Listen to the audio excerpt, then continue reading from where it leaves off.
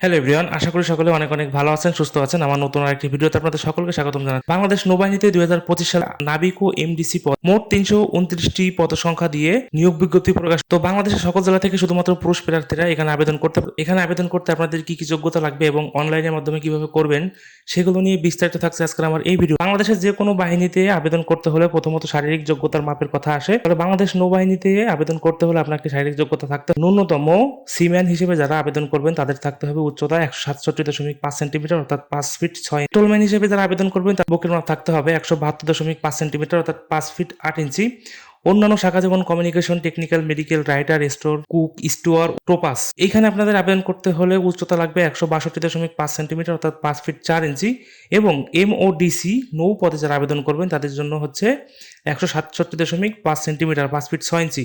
এখানে সবার জন্য বুকের মাপ একই হবে 76 থেকে 81 সেন্টিমিটার অর্থাৎ 30 থেকে 32 সেন্টিমিটার। সম্প্রসারণ 5 সেন্টিমিটার কম বেশি হতে, এটা হচ্ছে বয়স ও উচ্চতা অনুযায়ী, এবং চোখের দৃষ্টি সবার এক থাকতে হবে 6/6। এর পরবর্তী আবেদনের জন্য আপনার যে যোগ্যতা লাগবে সেটা হচ্ছে শিক্ষাগত যোগ্য ডিইউসি সিম্যান কমিউনিকেশনের টেকনিক্যালের জন্য। তো 329টি পদ আপনাকে আবেদন করতে হলে শিক্ষাগত যোগ্যতা লাগবে ন্যূনতম এসএসসি বিজ্ঞান বিভাগ থেকে, মাদ্রাসা বা ভোকেশনাল থেকে পাশ করলেও হবে, সমস্যা নেই। তো এখানে আপনাকে জিপিএ 3.50 পাওয়া লাগবে। জিপিএ 3.5 এবং তদূর্ধ্ব মানে জিপিএ 5.0 উপরে আপনাকে পেতে হবে। এখানে আরো একটা শর্তাবলী দিয়েছে, সেটা হচ্ছে এসএসসি পরীক্ষায় উচ্চতর গণিতধারী প্রার্থী এবং বিএন ডকইয়ার্ডের কোঅপারেটিভ সোসাইটি টেকনিক্যাল ইনস্টিটিউট হতে ন্যূনতম এ গ্রেড প্রাপ্ত প্রার্থীদের অগ্রাধিকার দেওয়া হবে। অর্থাৎ এখানে যারা 3.50 উপরে পাবেন অর্থাৎ 4 পয়েন্ট পাবেন তাদের এখানে অগ্রাধিকার বেশি দেওয়া হবে। মেডিকেলে যারা আবেদন করবেন সেখানে পদ সংখ্যা 13 জন। এখানে আপনাকে ন্যূনতম জীববিজ্ঞান সহ তো এখানে এসএসসি এবং সমমান পরীক্ষায় 3.50 পেতে হবে, তাহলে আপনারা এখানে আবেদন করতে পারবেন। Petrolman, writer, store, muse, MODC নৌ পদে একই শিক্ষাগত যোগ্যতা লাগবে, সেটা হচ্ছে ন্যূনতম এসএসসি সমমান পরীক্ষায় উত্তীর্ণ হতে হবে এবং 3.00 পেতে হবে। এই সকল পদে আপনাকে আবেদন করতে হলে অবশ্যই 3.0 থাকতে হবে। এর উপরে হলেও হবে, সমস্যা নেই, কিন্তু এর নিচে হলে আপনারা আবেদন করতে পারবেন না। এছাড়াও কুক, স্টুয়ার্ট এবং টোপাস পদে আবেদন করতে হলে আপনাকে এসএসসি পরীক্ষায় জিপিএ 2.50 পেতে হবে এবং টোপাস পদে যারা আবেদন করবেন তাদের জন্য লাগবে 8ম শ্রেণী পাস। এখানে আরো অন্যান্য শর্তাবলী আছে, সেটা হচ্ছে বাংলাদেশের পুরুষ নাগরিক হতে হবে, সাঁতার জানতে হবে, অবিবাহিত হতে হবে, বয়স 1 জানুয়ারি 2025 থেকে, অর্থাৎ যারা নাবিক পদে আবেদন করবেন 17 থেকে 20 বছর হতে হবে। আর এমওডিসি নৌ পদে যারা আবেদন করবেন তাদের 17 থেকে 22 বছর হলে হবে। বয়সের ক্ষেত্রে এফিডেভিট গ্রহণযোগ্য হবে না, অর্থাৎ যাদের এনআইডি কার্ড অথবা জন্ম সনদ নেই তাদের ক্ষেত্রে এফিডেভিট গ্রহণযোগ্য হবে না। অবশ্যই তাদের এনআইডি কার্ড এবং জন্ম সনদ থাকতে হবে। বাংলাদেশে বা অন্য কোনো দেশে প্রচলিত বলবৎযোগ্য কোনো আইন ও বিধির অধীনে গ্রেপ্তার, দোষী সাব্যস্ত, বন্দী, আটক থাকা অথবা কোনো মামলায় অভিযুক্ত হয়ে বিচারালয়ে বিচারাধীন থাকলে আপনারা এখানে আবেদন করতে পারবেন না। অবশ্যই আপনার কোনো অপরাধীর তালিকায় আপনার নাম থাকবে না, তাহলে আপনারা এখানে আবেদন করতে পারবেন। এবং আপনাদের এখানে শিক্ষাগত যোগ্যতার যে সনদপত্রগুলো লাগবে সেটা হচ্ছে এসএসসি পাস প্রার্থীদের মূল অথবা শিক্ষা বোর্ড কর্তৃক ইস্যুকৃত সাময়িক সনদপত্র লাগবে, এসএসসি পরীক্ষার মূল মার্কশিট, মূল রেজিস্ট্রেশন কার্ড, মূল অ্যাডমিট কার্ড এবং শিক্ষা প্রতিষ্ঠান প্রদান কর্তৃক স্বাক্ষরিত প্রশংসাপত্র। এখানে তারা উল্লেখ করে দিয়েছে কোনো কারণে যারা মূল কাগজপত্র দিতে অপারগ হবে তারা ভর্তি হওয়ার সময় ফটোকপি, যদি কেউ ফটোকপি দেন তাহলে প্রথম শ্রেণীর গ্যাজেট অফিসার দ্বারা, অথবা যদি আপনার এলাকায় কোনো বিসিএস ক্যাডার থাকে তাদের থেকে এটা সত্যায়িত করতে হবে।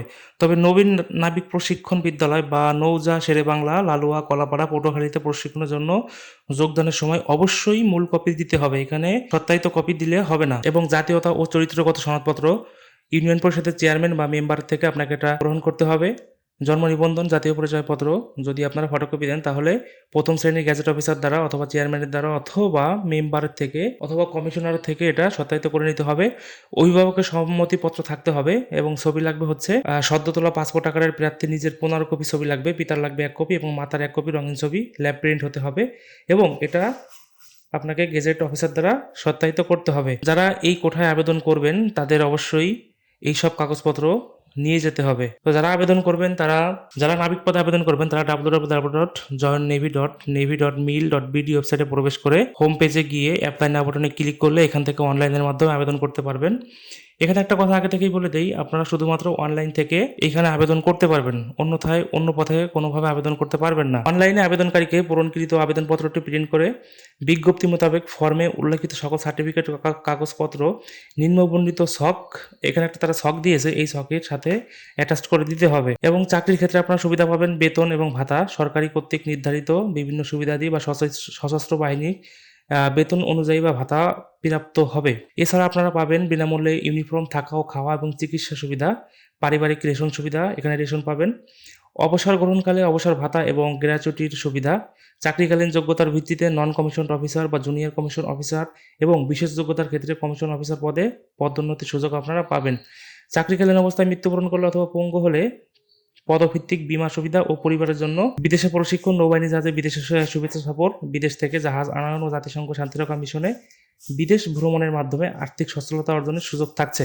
এছাড়াও তারা আরো কিছু শর্ত এখানে দিয়েছে, সেটা হচ্ছে ভর্তির জন্য প্রয়োজনীয় সনদপত্র নির্ধারিত ভর্তি কেন্দ্রে, অর্থাৎ এখানে নৌবাহিনীতে ভর্তি হতে হলে আপনাকে যে কাগজপত্র বা সনদপত্র আনতে বলা হয়েছে সেটা নিয়ে এবং অ্যাডমিট কার্ড সহ সকাল 8টায় এইখানে যে পরীক্ষা কেন্দ্র দিয়েছে এই পরীক্ষা কেন্দ্রে আপনাদের উপস্থিত হতে হবে। তো এইখানে আপনাদের সমস্ত জেলার নাম দেওয়া আছে, এখানে কবে আপনাদের ভর্তি পরীক্ষা হবে।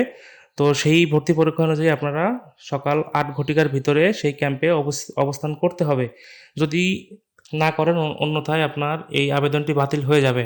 এছাড়া এখানে তারা একটি বিশেষ বিজ্ঞপ্তি দিয়েছে, সেটা হচ্ছে